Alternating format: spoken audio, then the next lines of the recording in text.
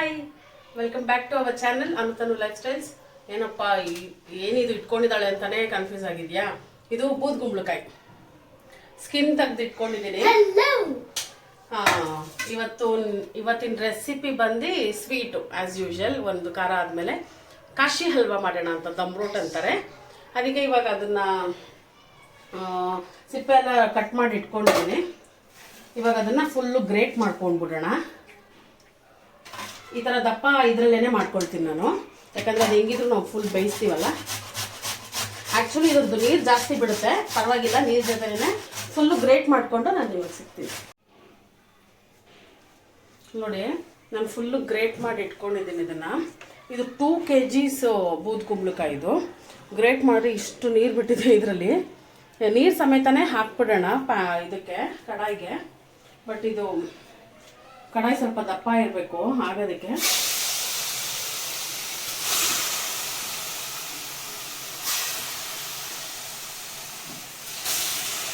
ಇದಕ್ಕೂ ಕೇಸರಿ ತೊಗೊಂಡಿದ್ದೀನಿ, ಸ್ಯಾಫ್ರಾನ್ ಸ್ಟ್ರಾಂಡ್ಸು. ಒಂದು ಸ್ವಲ್ಪ ಬಿಸಿನೀರಲ್ಲಿ ನೆನೆಸಿಟ್ಕೊಳ್ಳೋಣ ಇದು. ಆ ಮೀನ್ವೈಲ್ ಅದು ಫುಲ್ಲು ಡ್ರೈ ಆಗೋ ಅಷ್ಟರಲ್ಲಿ ಜಸ್ಟ್ ಕಲರ್ ಬರೋದಕ್ಕೆ, ಮತ್ತು ಸ್ವಲ್ಪ ಟೇಸ್ಟು ಚೆನ್ನಾಗಿ ಬರ್ತಿದ್ರಲ್ಲಿ. ಒಂದು ಸ್ವಲ್ಪ ಬಿಸಿನೀರು ಹಾಕ್ಕೊಳ್ತೀನಿ ಇದಕ್ಕೆ, ಯಾಕಂದರೆ ಅದು ಹಾಲು ಬೇಡ ಅಂದ್ಬಿಟ್ಟು. ನೋಡಿ, ಕಲರ್ ಚೆನ್ನಾಗಿ ಬರ್ತಾಯಿದೆ. ಇಷ್ಟೇ ಸಾಕು. ನೋಡಿ ಎಷ್ಟು ನೀರಿದೆ ಇದರಲ್ಲಿ. ಒಬ್ಬೊಬ್ಬರು ನೀರನ್ನ ತೆಗೆದ್ಬಿಟ್ಟು ಫುಲ್ಲು ಡ್ರೈನ್ ಔಟ್ ಮಾಡಿ ಇದನ್ನು ಮಾತ್ರ ಹಿಂಡ್ಬಿಟ್ಟು ಹಾಕ್ತಾರೆ. ಬಟ್ ಅದು ಆ ನೀರಲ್ಲೇ ಬೆಂದ್ರೇ ಟೇಸ್ಟ್ ಬರೋದದು. ಫುಲ್ಲು ನೀರು ಫುಲ್ ಎವಾಪ್ರೇಟ್ ಆಗೋವರೆಗೂ ಹಿಂಗೆ ಫ್ರೈ ಮಾಡ್ಕೊಳ್ಳೋಣ. ನೋಡಿ, ಇಷ್ಟು ಡ್ರೈ ಆಗಬೇಕು. ಇಷ್ಟು ಡ್ರೈ ಆಗಿ ಹಿಂಗೆ ಟ್ರಾನ್ಸ್ಪರೆಂಟ್ ಆಗಬೇಕು. ಇಷ್ಟು ಆಗೋದಕ್ಕೆ ಇಷ್ಟು ಈ ಥರ ಟೆಕ್ಸ್ಚರ್ ಬರೋದಕ್ಕೆ 25 ಮಿನಿಟ್ಸ್ ತೊಗೊಂಡಿದೆ ಇದಾಗೋದಕ್ಕೆ. 2 kg ಬೂದ್ಗುಂಬಳಕಾಯಿ ಇಷ್ಟೇ ಹೋಗ್ಬಿಟ್ಟಿದೆ. ಇದಕ್ಕೆ ನಾನು ಇವಾಗ ಶುಗರ್ ಆ್ಯಡ್ ಮಾಡ್ಕೊಂಬಿಡ್ತೀನಿ. 1 ಕಪ್ ತೊಗೊಂಡಿದ್ದೀನಿ. 1 ಕಪ್ ಅಂದ್ಕೊಂಡೆ, ಬಟ್ ಯಾಕೋ ಜಾಸ್ತಿ ಆದಂಗೆ ಅನ್ನಿಸ್ತದೆ. ಒಂದು ಸತಿ ಮಿಕ್ಸ್ ಮಾಡಿ ನೋಡೋಣ. ಶುಗರ್ ಜಾಸ್ತಿ ಆಯಿತು ಅಂತ ಅನ್ಸಿದ್ರೆ ಬೇಡ.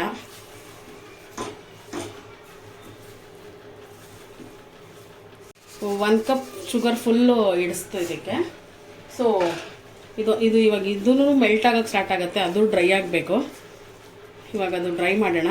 ಇದ್ರ ಮಧ್ಯದಲ್ಲೇ ಒಂಚೂರು ಕೇಸರಿ ಹಾಕ್ಕೊಂಡ್ಬಿಡೋಣ ಇದಕ್ಕೆ. ಇದು ಬಿಸಿನೀರಲ್ಲಿ ನೆನೆಸಿದ್ದೆ, ಅದಾದಷ್ಟು ಕಲರ್ ಬಿಟ್ಟಿದೆ. ಇನ್ನೊಂದು ಸ್ವಲ್ಪ ಹಿಂಗೆ ಸ್ಪೂನಲ್ಲೇ ಮ್ಯಾಶ್ ಮಾಡ್ಕೊಳ್ಳೋಣ. ಇದು ಮ್ಯಾಶ್ ಮಾಡ್ಕೊಂಡು ಆ್ಯಡ್ ಮಾಡ್ಕೊಂಡ್ಬಿಡ್ತೀನಿ. ಇದೇ ಸಾಕು, ಕಲರು ಜಾಸ್ತಿ ಬೇಡ.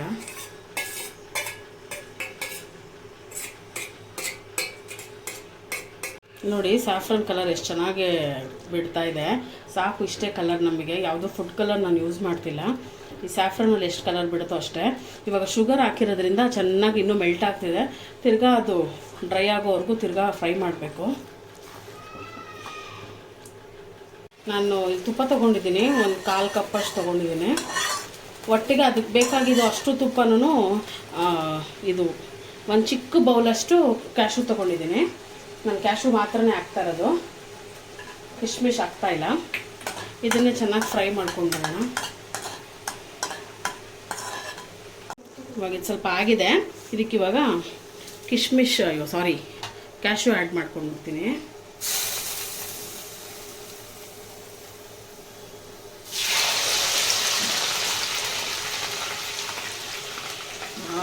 ತುಪ್ಪ ಹಾಕಿದ್ಮೇಲಂತೂ ಸಕ್ಕತ್ತಾಗಿ ಬರ್ತಾಯಿದೆ ಸ್ಮೆಲ್ಲು.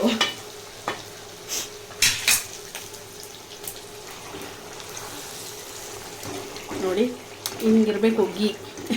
ಕಾಶಿ ಹಲ್ವಾ ಅಂದರೆ ಈ ಥರ ಫುಲ್ಲು ಗೀಯಲ್ಲಿ ಮುಳುಗೋಗ್ಬಿಟ್ಟಿರಬೇಕು, ಆವಾಗಲೇ ಅದನ್ನು ಕಾಶಿ ಹಲ್ವಾ ಅನ್ನೋದು. ಇವಾಗ ಗೀ ಹಾಕ್ಬಿಟ್ಟು ಒಂದು 5 ಮಿನಿಟ್ಸ್ ಫ್ರೈ ಮಾಡಿಬಿಡ್ತೀನಿ ನಾನು ಇದನ್ನು.